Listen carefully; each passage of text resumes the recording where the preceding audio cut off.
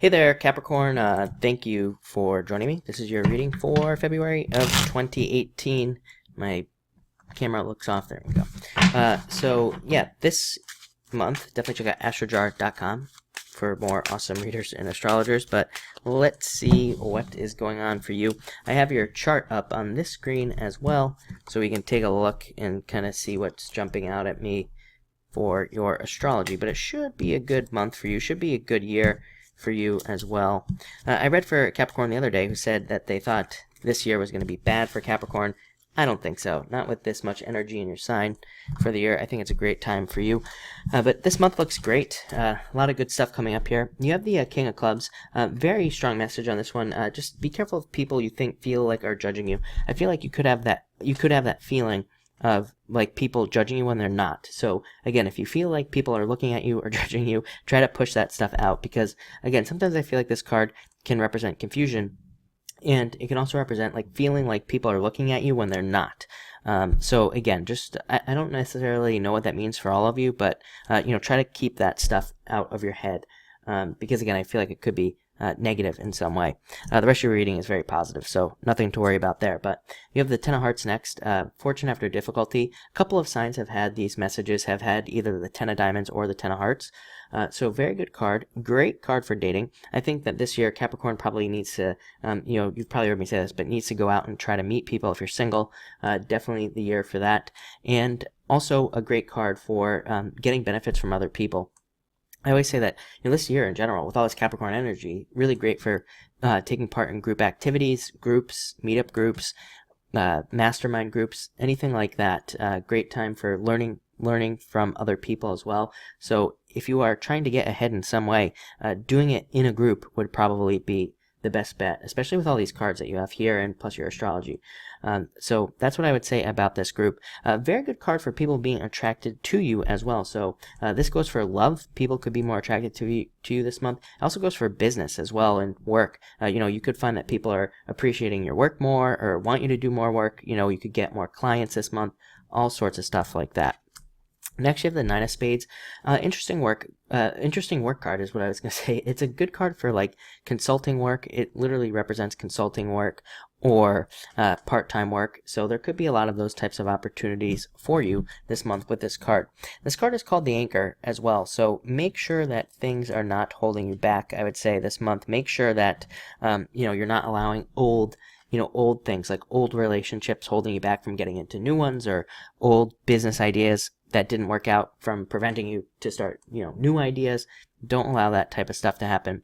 On this, kind of at the same time, it's still a good card. It represents justice, and it can represent some sort of return of energy. So, it kind of goes both ways for me, this card. I feel kind of like both things for you and for like all of you. So I think a lot of you are going to kind of be experiencing both sides of this card, but I think it will work out for the best.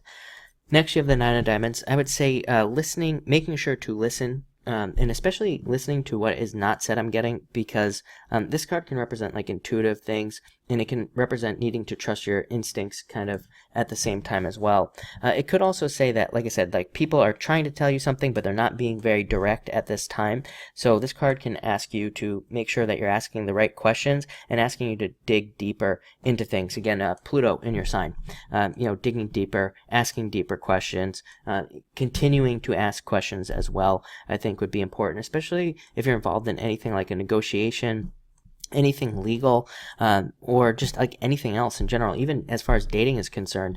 I think that asking deeper questions would be probably a very good for you at this time. This card can also represent money coming in, but again, it's kind of like through detective work. Through this money is through you discovering something that is not being said.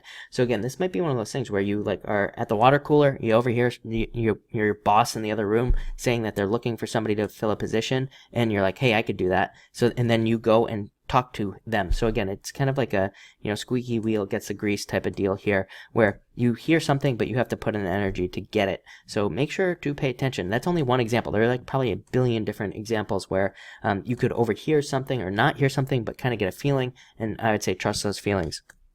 Two of Clubs, trusting your higher self. I mean, exactly what we just said. It's a card of like trusting your intuition and trusting what you kind of hear, but don't hear at the same time. Next, you have the Nine of Diamonds. It definitely changes. It's definitely a change month, I would say, for a lot of people, I think, and going through a lot of changes in some way, but also making progress. To me, this is a card of spiraling up, I always say, with the Nine of Diamonds. So it's like you do leave something behind with this card, but you're also kind of advancing in some way. So I definitely like to see this card for you. It's a great card, and to me, it is a card of newness and new energy entering into your life. Next, you have the Eight of Diamonds, a card of profits in money, and the card of entrepreneurship as well. So for you entrepreneurs out there, I know a lot of you Capricorns are entrepreneurial, so definitely a good card for you. Great card for deal making, negotiating, and things like that. I would actually say stubbornness is probably going to be your friend this month, and basically not giving up, not being willing to back down, I think will be your best bet as far as negotiations are concerned with this card. It's kind of like a card of standing firm and making sure you get what you deserve in certain situations. This goes for work negotiations, business negotiations, pretty much everything. It does say you will get what you want, but again, you have to kind of put in the energy to get it. Amazing card for budgeting, by the way. Amazing card for saving and investing as well. And finally, you have the Joker. I think that it's just saying you're going to be very busy, and I think you're going to be wearing many hats this month as well. Part of this, like listening and to what's not being said and everything, I think will require you to kind of play different sides of things. To me, this is a card of playing like the devil's advocate, needing to be able to see both sides of an issue in pretty much all areas of your life. So if you can do that, I think you will be, you'll probably do very well this month as well. But it looks good. Definitely a little mixture of everything. I'd say mostly work focused, but there's definitely love there as well for those of you that are looking. I think as far as love is concerned, needing to go out, needing to meet people, I'm probably going to say that all year, but I think that will be the best bet for you. But it looks really good. So thank you for watching and enjoy your month.